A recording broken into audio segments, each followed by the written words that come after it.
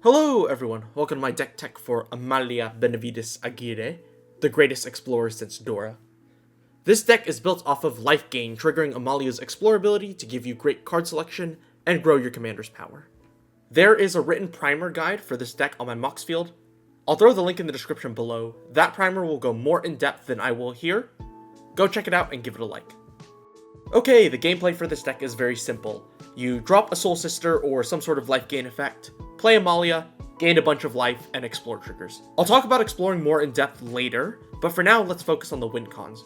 There are 3 win cons that we should really be looking for. The first is commander damage, the second is the infinite life gain life loss combo, and the third is Aetherflux Reservoir. In my experience, all 3 of these are equally valid paths for you to take. Usually whichever win con presents itself first is the one that I try to aim for when playing. There are a few choices in this deck to give your commander unblockable. The equipments also come with a little built-in protection to boot. I find that Amalia does grow very slowly, but you only need 3 hits with a 7 power commander to take someone out, so it can sneak up on your opponents. The infinite combo is maybe the most famous combo in Commander, Sanguine Bond and Exquisite Blood. Ironically, I don't actually run either Sanguine Bond or Exquisite Blood in this deck, but both effects are stapled onto some creatures. Notably, Bloodthirsty Conqueror is the only Exquisite Blood effect in the deck, so best keep that in mind if you're looking for this win con. You would be surprised how many times I've gotten away with Aetherflux Reservoir as a win con. 50 life is actually harder to achieve considering you're really only gaining life in single increments. Unless you combo Aetherflux with Bloodthirsty Conqueror, this activation should be saved until the last player, since you will also most likely lose all your life while you're using it. Okay, with the game plan in mind, you might ask yourself, how do we get there? By exploring, of course. If you aren't familiar with Explore, a creature explores by revealing the top card of your library. You place that card into your hand if it's a land, otherwise you place a 1/1 counter on Amalia, and put the card either back on top or into your graveyard. So basically, we get a more powerful Surveil to help our card selection.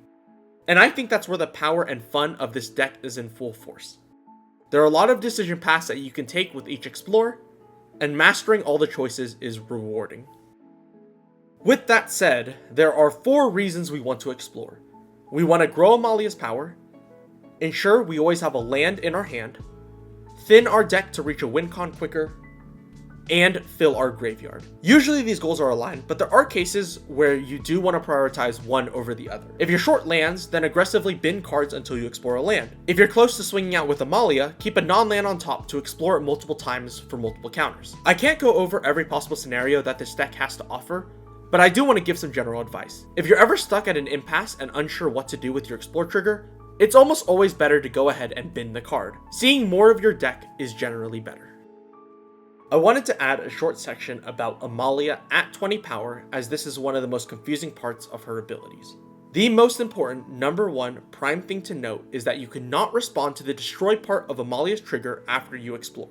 You will run into a situation where someone tries to respond with Teferi's Protection after you've explored with Amalia, but before she destroys everything. Legally, this is not allowed, since the explore and the destroy are all part of one trigger. The best way to avoid this situation is to be vocal about Amalia's power, especially around the time she's about to explode. Usually, when she is at 19 power and about to explore, I'll notify the table, explain how the effect works, and give them time to respond.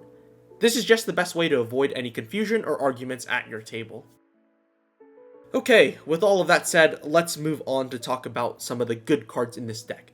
These are cards that are not strong enough to win you the game themselves, but they give your deck a huge boost when they hit the battlefield.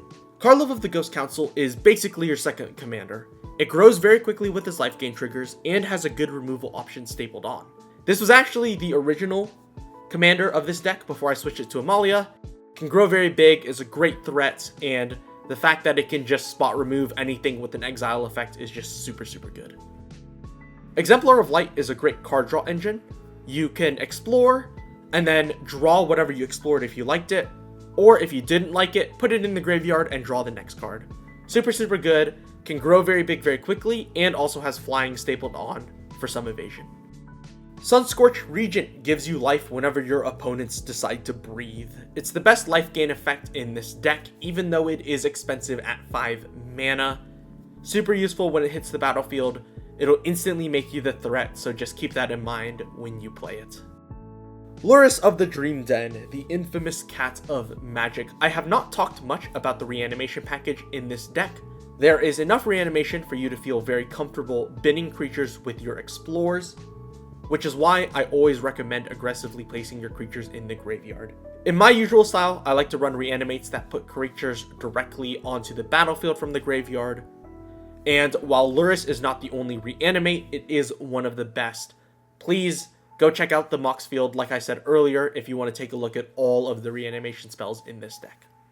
Spectrum Sentinel is the dark horse of this deck. Imagine being able to freely block every multicolored commander, and it also gives you life whenever a non-basic land enters the battlefield. On your opponent's board, it happens a lot. This single creature has been incredibly efficient every time that I play him. It is a great card. I think people need to run it more. This is my dark horse for one of the best cards in this deck. Guide of Souls is the best Soul Sister effect in this deck. You can pump and give evasion to any creature just by playing the game as you normally would. I will give a shout out to all of the other Soul Sister effects, obviously including the 2 actual Soul Sisters in this deck.